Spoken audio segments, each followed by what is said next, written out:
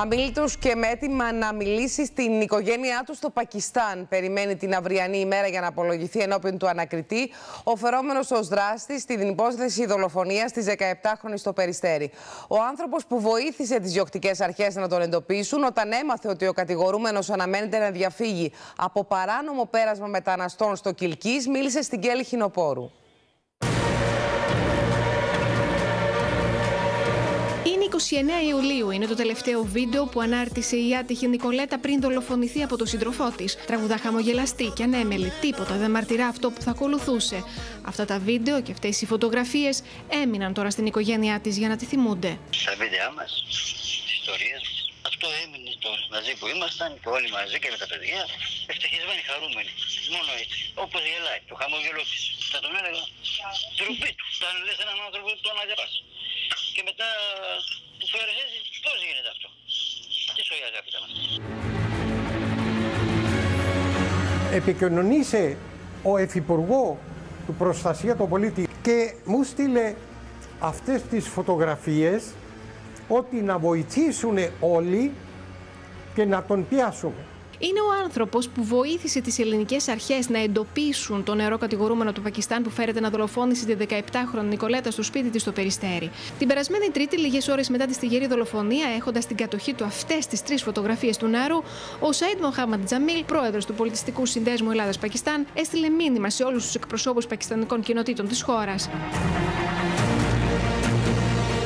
Η πρώτη σημαντική πληροφορία φτάνει την επόμενη ημέρα. Συμπατριώτες του δράστη τον εντοπίζουν στη Θεσσαλονίκη να αναζητά πληροφορίες από κυκλώματα ώστε να διαφύγει παράνομα από κρυφά περάσματα του Εύρου. Τον είδανε με μαύρη μπλούζα και με τζιν, τα κινιέται προς τον Εύρο. Και όλοι το ξέρουμε ότι Εύρο δεν υπάρχει δυνατότητα πια, τώρα είναι κλειστά.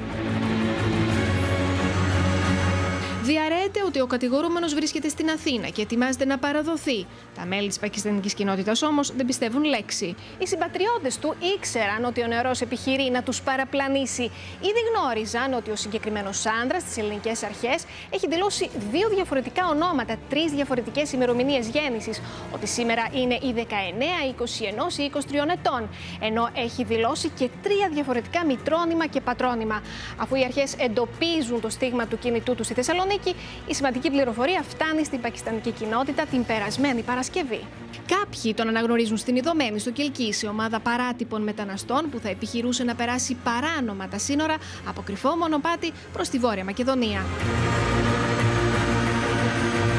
Μέσω της ελληνικής διεύθυνσης αλλοδαπών γίνεται επαφή με τις αρχές της Βόρειας Μακεδονίας και ενημερώνονται για τις προθέσεις του νεαρού φυγά να περάσει τα ελληνικά σύνορα με σκοπό να φτάσει σε χώρα της Κεντρικής Ευρώπης.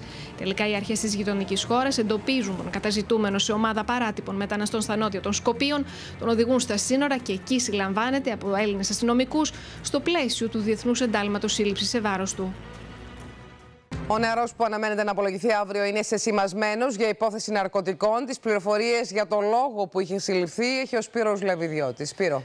Ρίτσα, ο νεαρός είναι γνώριμος των αρχών, καθώς σύμφωνα με αστυνομικές πηγές είχε συλληφθεί για κατοχή μικροποσότητας ναρκωτικών και είχε αφαιθεί ελεύθερο στη συνέχεια.